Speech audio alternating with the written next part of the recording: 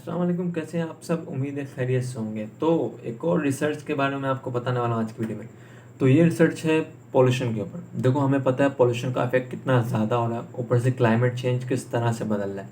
ठीक है, लेकिन अब सिर्फ पॉल्यूशन का इफेक्ट इंसानों पर तो हो रहा है, चलो मानते हैं। अब रिसेंटली जो है रिसर्चर्स ने ये स्टडी किया कि पॉल्यूशन का इफेक्ट मधुमक्खियाँ यानी बीज के पॉपुलेशन के ऊपर कितना हो रहा है। पोल्यूशन का जो है वो अफेक्ट बीज की पॉपुलेशन के ऊपर कितना हो रहा है, यानी कि बीज की जो तादाद है, जो उनकी पॉपुलेशन है मधुमक्खियों की, वो कितनी ज़्यादा हो रही है या कितनी कम होती जा रही है।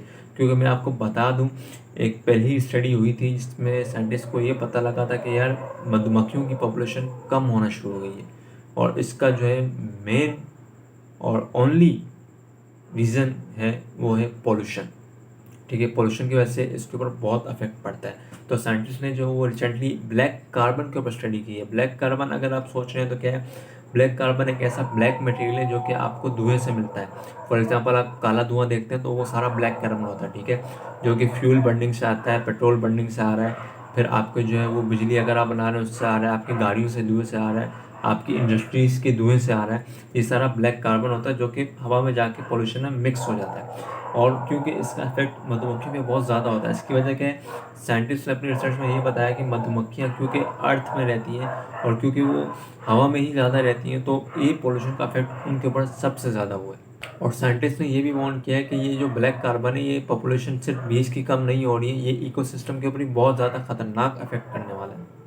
2019 में एक स्टडी हुई थी जिसमें साइंटिस्ट को ये पता लगा कि जो ब्रिटिश मधुमक्खियां हैं उनका थर्ड पोर्शन जो है वो पॉपुलेशन में कम होता जा रहा है। 2019 की स्टडी है, और अभी ये 2023 की स्टडी है जिसमें साइंटिस्ट को ये पता लगा है कि भाई बीस की पॉपुलेशन सच में बहुत ही कम होती जा रही है।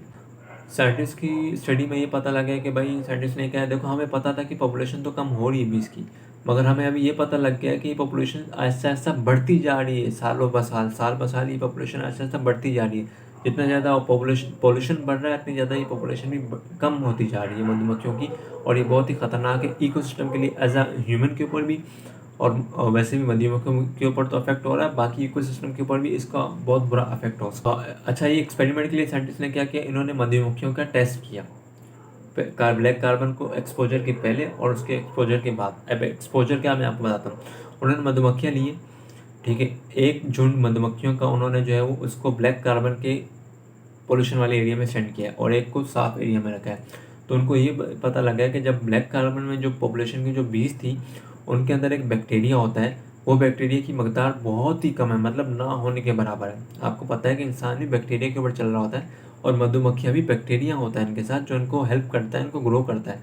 ठीक है, तो इस बैक्टीरिया के जो है ना, वो मकदार बहुत ही कम हुई थी इस ब्लैक कार्बन की वजह से। साइंटिस्ट को ये पता लगा कि बहुत ही ज़्यादा जो है बैक्टीरिया की कमी पाई गई है, दो बैक्टीरिया की, जो कि बहुत इंपॉर्टेंट है बीज की पॉपुलेशन पर।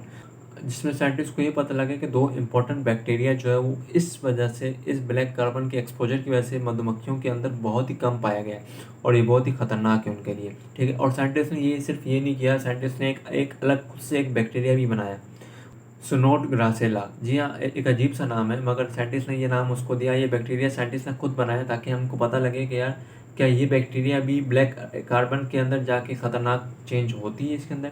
और जब साइंटिस्ट ने ये टेस्ट किया तो साइंटिस्ट को पता लगा, हाँ, ये बैक्टीरिया भी बहुत ही कम हुआ है। जब ब्लैक कार्बन के अंदर इसका एक्सपोजर हुआ है तो मधुमक्खियों के अंदर ये बैक्टीरिया भी कम होता गया। और सिर्फ कम नहीं, उनको ये पता लगा कि भाई इस बैक्टीरिया का पूरा स्ट्रक्चर ही बदल गया ब्लैक कार्बन की वजह से। मतलब एक बैक्टीरिया का जो काम था वो कम्प्लीटली चेंज हो गया, उसका पूरा स्ट्रक्चर ही बदल दिया ब्लैक कार्बन है यार। तो मतलब ये कितना ख़तरनाक है, इसका आप अंदाज़ा भी नहीं लगा सकते। मधुमक्खियाँ इंसानी और इस पूरे जो है नेचर को चलाती हैं। और मधुमक्खियों का शहद, शहद आपको पता है कि हर बीमारी का इलाज है, और शहद ही अगर आपके पास नहीं होगा तो फिर क्या होगा।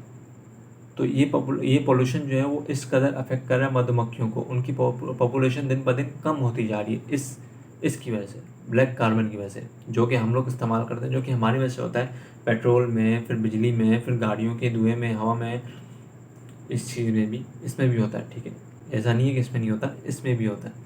तो साइंटिस्ट ने ये वार्न तो कर दिया कि देखो, अगर इसका आपने इलाज नहीं किया तो इसका मतलब ये है कि भाई आगे जाके हमें बीस की पॉपुलेशन में और डिक्लाइनिंग मिलेगी, यानी और कम होती जाएगी उनकी तादाद, उनकी जो है ग्रोथ और कम होती जाएगी, और ये इकोसिस्टम पे बहुत बुरा इफेक्ट करेगा। मगर ये पहली बार नहीं है कि साइंटिस्ट ने कोई वार्निंग दी हो और हम लोग ने ना सर के ऊपर से गुजार दिया।